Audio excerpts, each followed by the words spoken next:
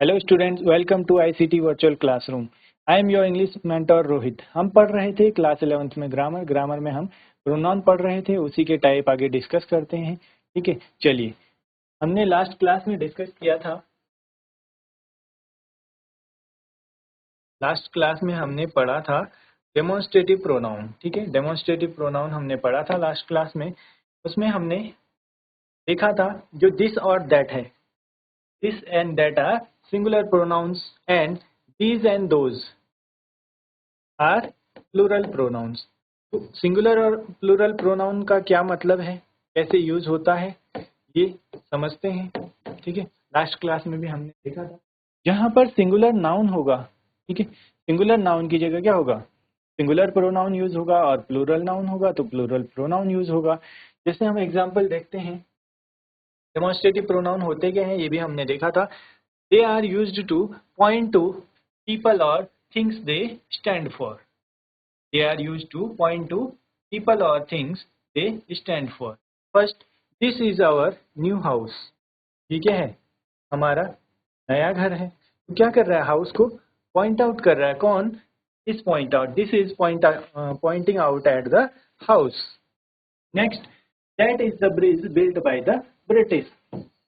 That is pointing out to the bridge. तो आप यहाँ पर देखेंगे ऑब्जेक्ट को पॉइंट आउट कर रहा है कौन, डेमोन्स्ट्रेटिव प्रोनाउन। तो डेमोन्स्ट्रेटिव प्रोनाउन क्या है यहाँ पर आप देखेंगे दिस और that are demonstrative pronoun used in the sentence और एग्जांपल। नेक्स्ट हमने बात की थी, demonstrative pronouns have number contrast. इनके पास क्या होता है, नंबर कॉन्ट्रास्ट होता है। तो ये चार हैं, हमने देख लिए। ठीक है, सिंगुलर प्लूरल में यूज होते हैं।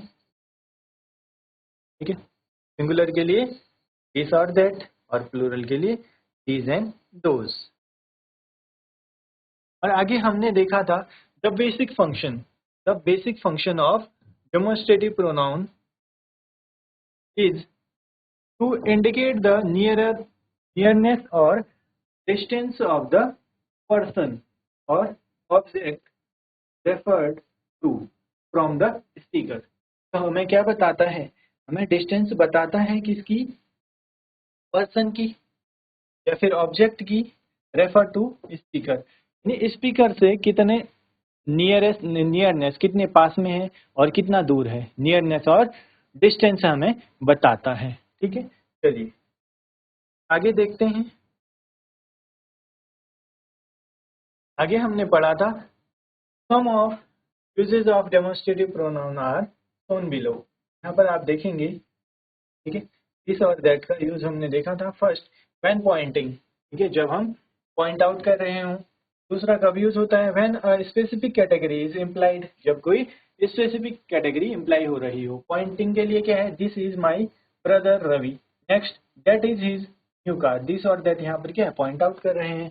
When a specific category is implied, जब कोई स्पेसिफिक कैटेगरी इम्प्लाई हो रही हो। Those who apply late will not be considered, ठीक है, जो लेट अप्लाई करेंगे वो क्या होंगे, उनको कंसिडर नहीं किया जाएगा। when there is a reference to a previous statement or a statement that follows, तो कहीं पर अगर previous statement को reference दिया जा रहा हो, ठीक है, वहां भी क्या होगा, डेमोन्स्ट्रेटिव प्रोनाउन का यूज होता है। This is what I told them, ठीक है, ये वही है जो मैंने उनको बताया था। Next, that is my opinion on the matter, इस मैटर में मेरा क्या ओपिनियन है। आगे हमने डिफरेंस देखा था, डिफरेंस किसके बीच का, difference between it and this. It and this में क्या डिफरेंस होता है, it is a personal pronoun and this is a demonstrative pronoun. It क्या है, पर्सनल प्रोनाउन है, और पर्सनल प्रोनाउन क्या होते हैं, जो प्रॉपर नाउन के प्लेस पे यूज किए जाते हैं। ठीक है, प्रॉपर नाउन जहाँ पर स्पेसिफिक पर्सन और थिंग की बात हो रही होगी। ठीक है, और डेमोन्स्ट्रेटिव प्रोनाउन क्या है, जो ऑब्जेक्ट को पॉइंट आउट कर रहे हो, आउट कर रहे हो, बता रहे हो ऑब्जेक्ट के बारे में। एज अ, अब आगे देखते हैं, as a demonstrative pronoun this indicates nearness and also identifies a person और थिंग। क्या करता है, नियरनेस को इंडिकेट करता है कौन, दिस, और आइडेंटिफाई किसको करता है, किसी पर्सन और थिंग को। ठीक है, this indicate nearness and also identifies a person और थिंग, किसी पर्सन और थिंग को आइडेंटिफाई कर रहा हो या फिर हमें बता रहा हो कोई चीज, कोई ऑब्जेक्ट कितना नियर बाई है हमसे, कितने पास में है। ठीक है, चलिए। The use of it, the use of it does not convey these shades of meaning. इसका यूज हमने क्या देखा, वो नियरनेस बताता है किसी ऑब्जेक्ट की स्पीकर से, या फिर आइडेंटिफाई करता है किसी पर्सन और थिंग को। ठीक है, बट इट का क्या है, इट ऐसा कोई रेफरेंस नहीं देता है, ऐसा कोई शेड या मीनिंग मतलब है कि ऐसा कोई रूल नहीं है उसका इट के लिए। तो this is preferred to it for making a formal announcement और इंट्रोडक्शन। इट का यूज कहाँ पर हो रहा हो, जहाँ पर हम फॉर्मल अनाउंसमेंट की बात करें या फिर इंट्रोडक्शन की बात करें। This is All India Radio giving you the news. Next, mum this is Yaya, my friend. In an answer, however, it is preferred to this when a contracted form is used. जब contracted form का use हो रहा होगा तो वहाँ पर हम it को प्रेफर करते हैं। What is this? It's a new electronic device. ठीक है, but when a contracted form is not used, this is okay. जब contracted form का यूज नहीं हो रहा होगा तो वहाँ पर क्या है, इसका यूज हो सकता है। What is this? This is a new electronic device. ठीक है, चलिए, यहाँ तक आप सभी को क्लियर होगा। नेक्स्ट है रिफ्लेक्सिव प्रोनाउन। आगे हम बात करेंगे रिफ्लेक्सिव प्रोनाउन की। तो क्या होते हैं reflexive pronoun? A reflexive pronoun is a formed by attaching self cells to the objective form of the pronoun. ठीक है, जो प्रोनाउन की क्या होगी, ऑब्जेक्टिव फॉर्म होगी, उसमें क्या ऐड होता है, सेल्फ और सेल्व्स। क्या ऐड होगा, सेल्फ। सिंगुलर के लिए सेल्फ यूज होता है और प्लूरल के लिए यूज होगा सेल्व्स। ठीक है, यहाँ पर आप देखेंगे जितने भी singular objective form, himself, herself, itself, ये क्या है, सिंगुलर है। Ourself, yourself, themselves, ये क्या है, ये प्लूरल फॉर्म है। अभी हम आगे देखेंगे उसको भी। यहाँ पर बोला हुआ है a reflexive pronoun is formed by attaching self और selves to the objective form of the pronoun. तो ऑब्जेक्टिव फॉर्म हमने पढ़ी थी प्रोनाउन की, कौन सी है, my is objective form, our, your, him, her, them, it.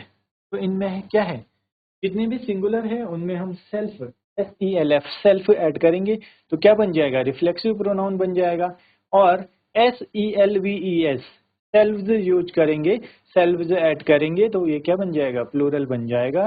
Plural में रिफ्लेक्सिव प्रोनाउन हो जाएगा। चलिए आगे देखते हैं।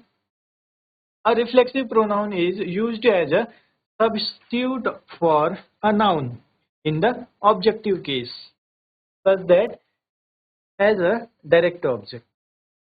तो यहाँ पर क्या बोला गया है हमें, रिफ्लेक्सिव प्रोनाउन का यूज कहाँ पर होता है, कैसे यूज होता है, substitute of noun in the objective case.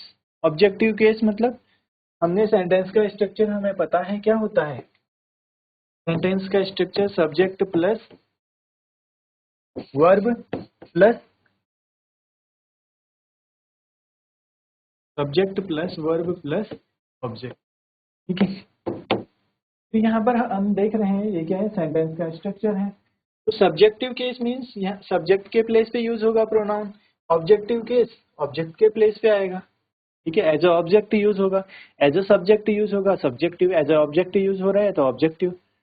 ठीक है, चलिए, तो यहाँ पर क्या बोला गया है, रिफ्लेक्सिव प्रोनाउन जो है वो substitute of noun in the objective case.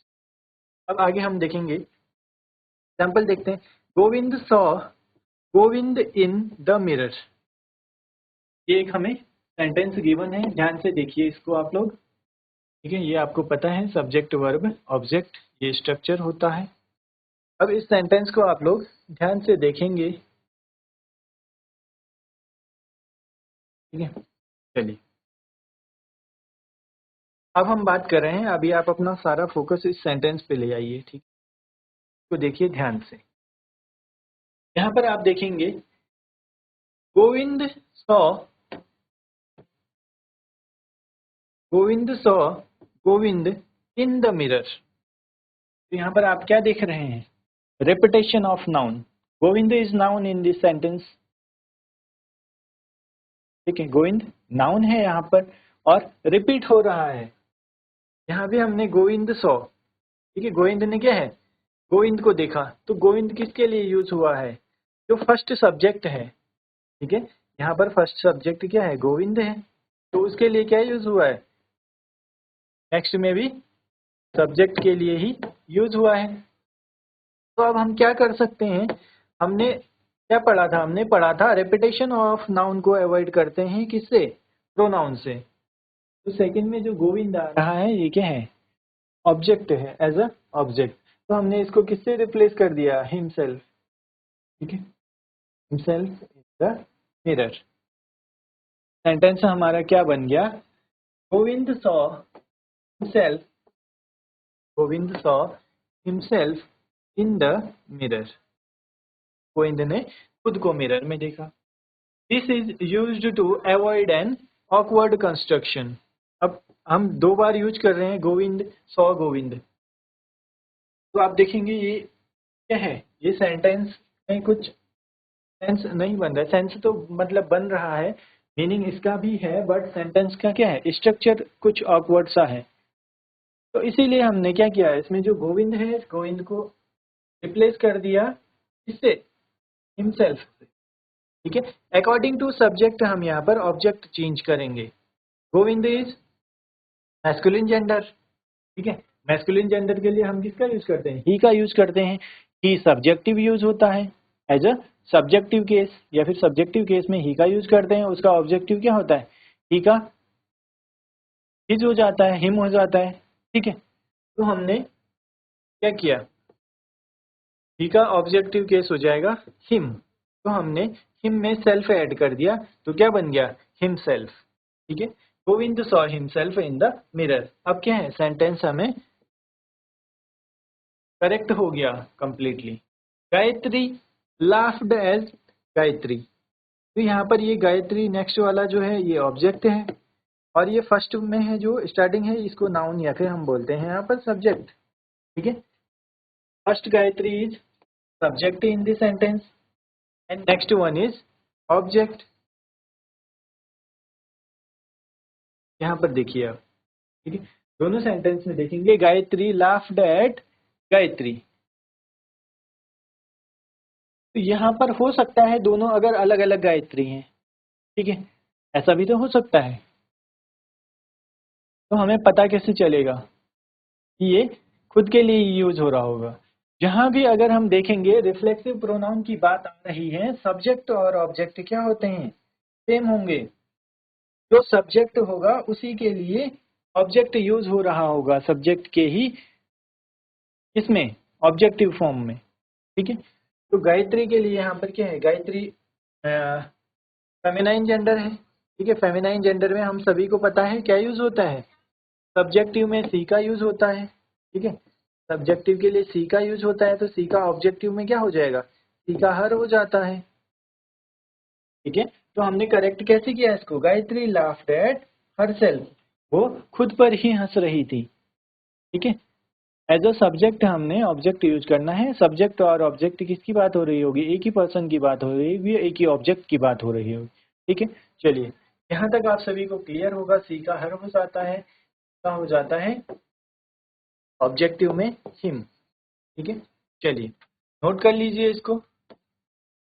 I hope यहाँ तक आपको क्लियर होगा, ये डिफरेंस आपको समझ में आया होगा, ठीक है। एग्जाम्पल से आपको बहुत ही इजीली समझ आ रहा होगा। यहाँ पर आप देखेंगे, यहाँ पर आप देखेंगे गोविंद को हमने किस में चेंज कर दिया, गोविंद को चेंज किया हमने हिमसेल्फ, और गायत्री का क्या हो गया, हर सेल्फ, ठीक है। चलिए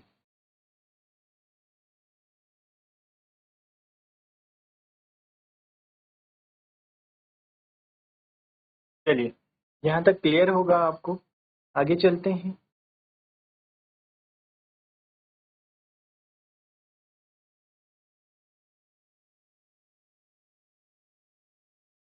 चलिए यहाँ पर हमें एक नोट गिवन है, reflexive means bent back. Reflection आपने सुना होगा, कुछ जो साइंस के स्टूडेंट्स होंगे, साइंस के क्या 10th तक सभी के पास है रिफ्लेक्शन रिफ्रैक्शन सभी ने पढ़ा होगा, जिसको अपवर्तन और परावर्तन बोला जाता है। रिफ्लेक्शन क्या होता है? यहाँ पर मिरर है, ठीक है, सपोज करिए कोई मिरर रखा हुआ है यहाँ पर,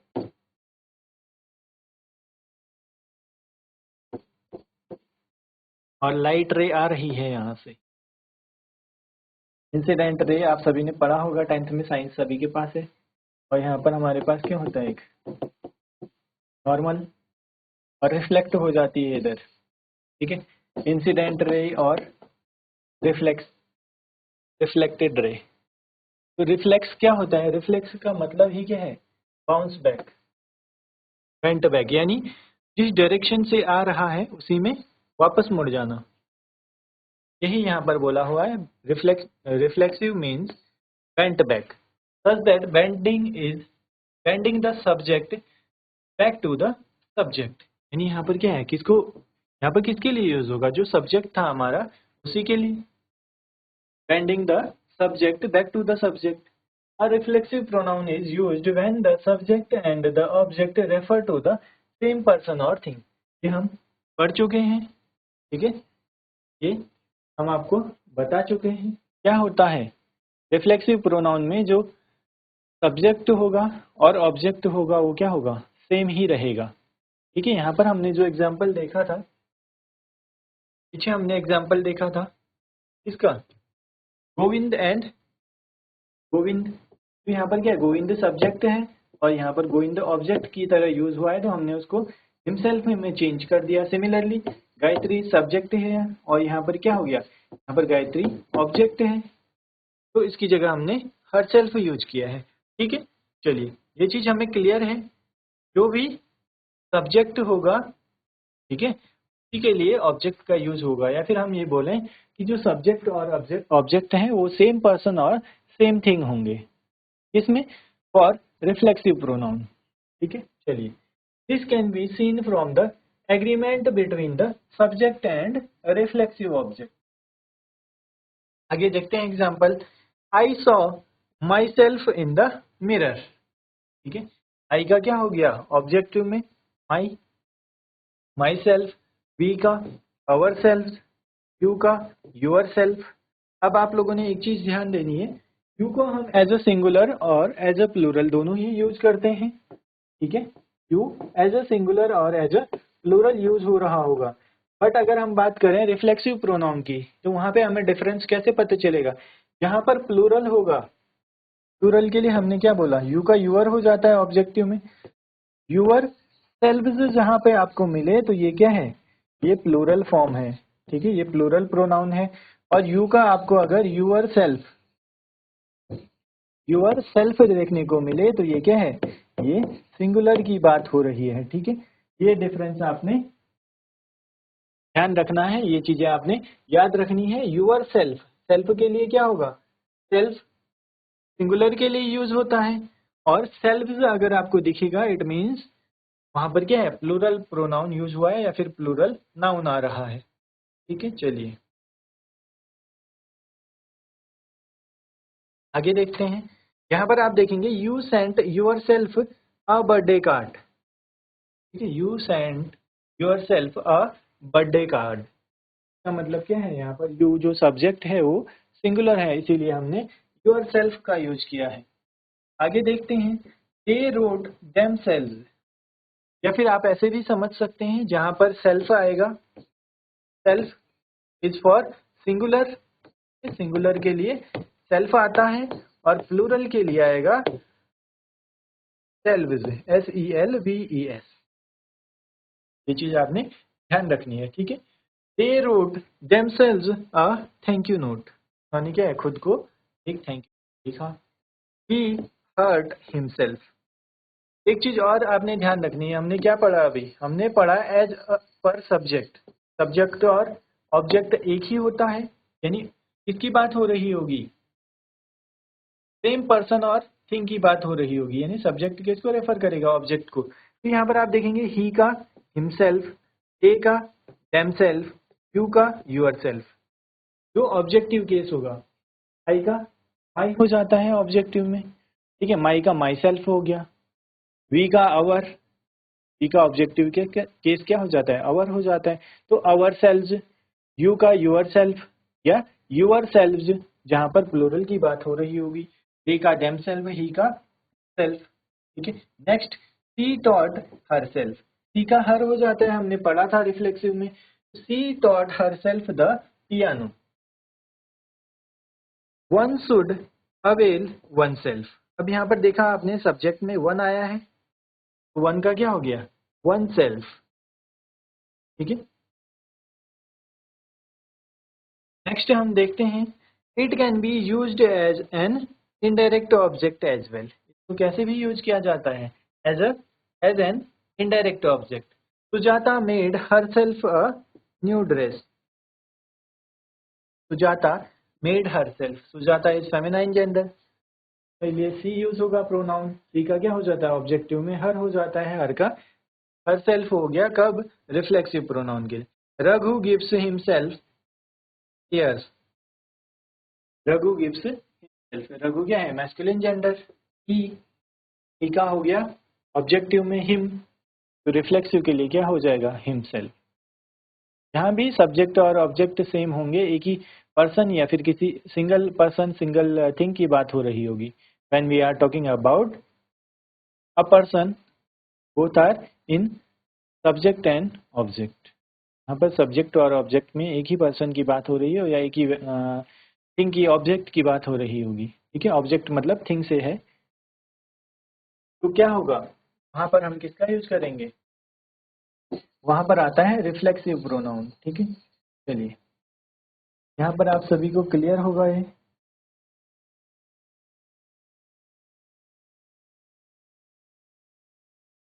चलिए नोट कर लीजिए इसको।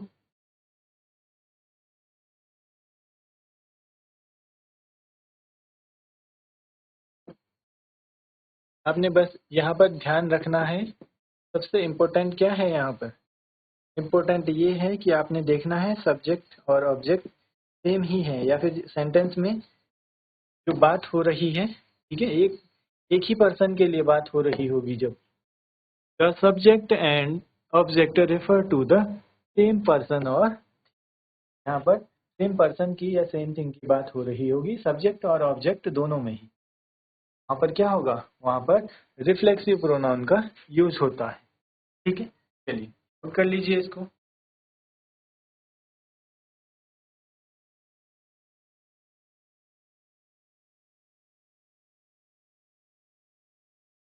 चलिए नोट कर लिया होगा यहाँ तक आप सभी ने, रिफ्लेक्सिव प्रोनाउन यहाँ पर हमारा कंप्लीट होता है। नेक्स्ट है हमारा relative pronoun,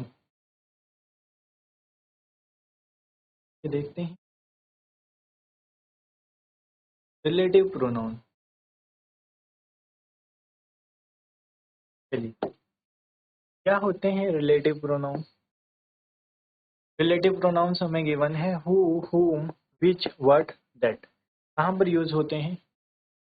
A relative pronoun relates or refers back to a noun or pronoun,